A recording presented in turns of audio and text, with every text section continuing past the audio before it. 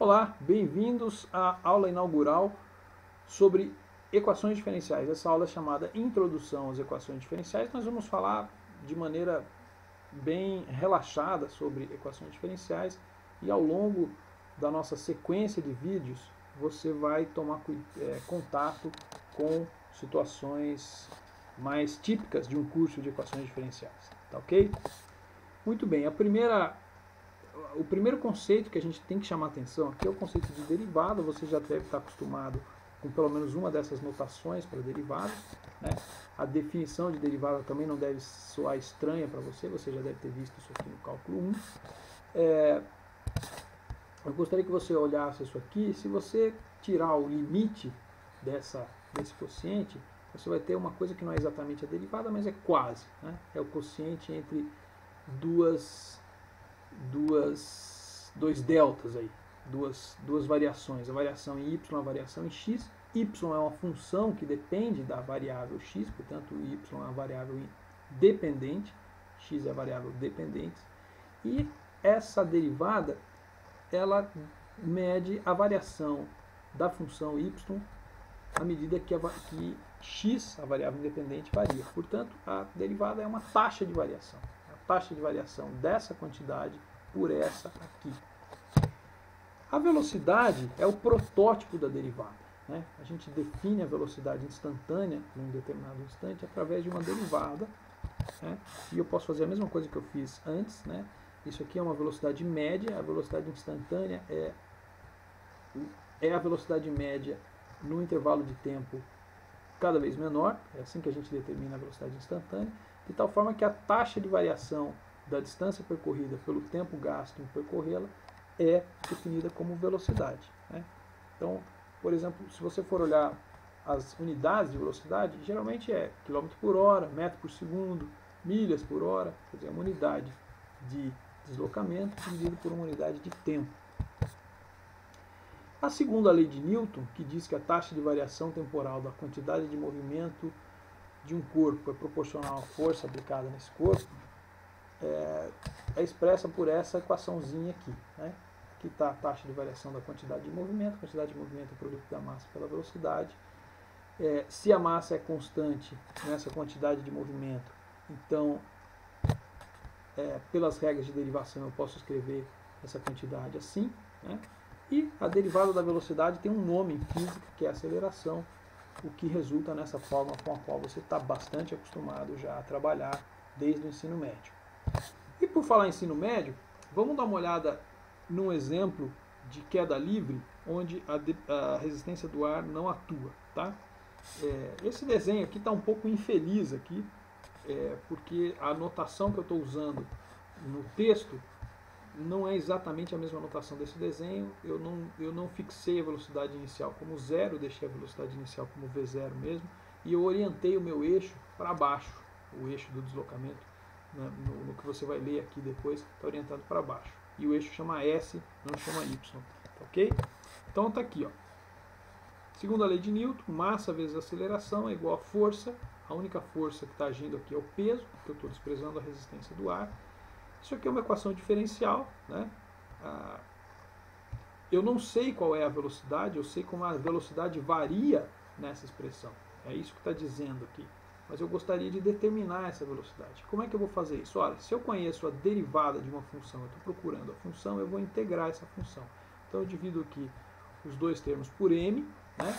E eu vou integrar a velocidade para achar, eu vou integrar a derivada da velocidade para achar a velocidade. Se eu dividir por m, isso aqui vai ficar dv dt igual a g. Eu vou integrar simplesmente o g, que é a gravidade constante em relação ao tempo. Eu vou chegar nessa expressão aqui, gt mais c, essa é a constante. Bom, eu vou determinar essa constante usando os dados que foram oferecidos pelo problema, que é o seguinte: no instante inicial, zero, a velocidade inicial é zero. Então eu substituo esse t por zero aqui, e eu vou chegar em c igual a v0, determina o valor dessa constante. Repare que quando eu fiz a integração, eu achei uma família de funções que eram soluções daquela equação diferencial. E essa família de soluções diferem apenas por essa constante, tá ok? Quando eu usei essa condição inicial aqui, eu determinei em todas as funções dessa família a única que satisfaz, além da equação diferencial, essa condição inicial fixada, que é aquela cuja constante de integração passa a ser V0. Isso é chamado de problema de valor inicial, ou PVI. Tá? É uma equação diferencial mais uma condição inicial. Eu vou seguir um pouquinho com esse exemplo de resistência do ar e vou determinar o deslocamento. A gente sabe que o deslocamento e a velocidade se relacionam dessa maneira, né? A velocidade é a derivada do deslocamento, de tal forma que eu posso escrever um PVI agora para o deslocamento. Então, S' de t é GT mais V0, é a velocidade que eu acabei de determinar. E a posição inicial da qual essa massa está caindo em queda livre. É S de 0 igual a S0, genérico. Tá? Vou fazer a mesma coisa que eu fiz antes. Vou integrar a função S' para obter F, S. Né? Então, vou integrar GT mais V0 em relação a t. Tá? Então, aqui tá, é uma integração simples. Lembre-se que esse V0 é constante, esse G é constante. Então, a integral de t é t ao quadrado sobre 2. Né? V0 vai dar V0t, a integral, e aparece mais uma constante de integração, que eu vou fazer a mesma coisa que eu fiz antes. Né? Para determinar, para usar essa condição inicial, eu substituo t por 0 aqui, e eu vou chegar à conclusão de que c é S0, portanto, essa aqui é a função do deslocamento. Né? É uma daquelas equações de movimento que você está acostumado e que você estudou para passar no vestibular. Né? Então, isso aqui é a solução do problema de valor inicial para a função deslocamento. Mas vamos complicar um pouquinho, porque o ensino médio já acabou e você já está fazendo um curso de nível universitário. Então, vamos ver o que acontece quando a gente coloca a resistência do ar em ação. Esse paraquedista, chamado Felix Baumgartner, ele tinha um projeto que era bater uns recordes aqui. Vamos ver aqui. Ó. Ele queria ser o primeiro a atingir a velocidade supersônica, que é aproximadamente 1.110 km por hora em queda livre. Queria atingir a altura mais alta para um salto em queda livre e o maior tempo de permanência em queda livre. Tá? Aqui está uma foto que mostra ele numa cápsula que foi içada até a estratosfera usando um balão, e aqui está o planeta Terra. Ele vai saltar em direção ao planeta Terra. Ele está com um peso aproximado de 118 kg. Né? O peso aqui é o peso da língua portuguesa, né? Da física, que talvez fosse massa o termo mais adequado, incluindo todo o equipamento que ele está usando para esse salto. Esse vídeo aqui vai mostrar o salto para a gente, tá ok? Ele já está a mais de 38 mil metros, né, de altura, e ele vai fazer o salto dentro de alguns minutos, dentro de alguns instantes. Eu vou dar uma adiantada no vídeo. Eu peço que vocês prestem bastante atenção nesse marcador aqui. Aqui tem, além da altura do qual ele está saltando, logo vai aparecer a velocidade durante a queda, que é a variável que me interessa nesse momento. E atenção, partiu. Está em queda livre. Tá? Aqui tem um relógio marcando o tempo de queda livre, que é uma das coisas que interessa para o projeto. Mas para nós aqui não, para nós interessa a velocidade que vai aparecer logo aqui. Nesse cantinho aqui vai aparecer a velocidade dessa queda. Vamos aguardar uns instantes. É ele caindo ali, despencando. Está lá a velocidade. Perceba como essa velocidade está aumentando. Né? Já passou de 600, de 700, de 800, de 900 km por hora, vai passar de 1000, ele vai conseguir bater o recorde, né? Ele vai conseguir atingir a velocidade supersônica, repare, e muita atenção no instante que está chegando, e que eu vou chamar a atenção, que é agora. Repare, a velocidade parou em 1173 km por hora. Eu parei o vídeo também, mas essa velocidade não aumenta mais. Tá? Essa velocidade não aumenta mais. O pessoal aqui no centro de controle está aplaudindo aí o feito, mas essa velocidade não aumenta mais. Ele continua caindo e agora a velocidade começou a diminuir. Você percebeu ali que a velocidade diminuiu um pouquinho. Bom, o que é que está acontecendo, pessoal? O que está acontecendo é que agora a resistência do ar entrou em ação nesse movimento. Tá? Então aquela equação que era só massa vezes aceleração igual a peso, agora é massa vezes aceleração igual a peso menos resistência do ar. Então, o efeito dessa resistência do ar, a gente vai enxergar à medida que a gente resolver e que a gente trabalhar essa equação diferencial na variável V. Repare que aqui eu não posso mais fazer o que eu fiz antes, que é integrar o V, né, a função derivada de V, para achar o V. Porque se eu for integrar essa derivada, eu vou ter que integrar este termo aqui, que é o próprio V que eu estou querendo achar. Então eu não sei que expressão tem esse V para poder integrar.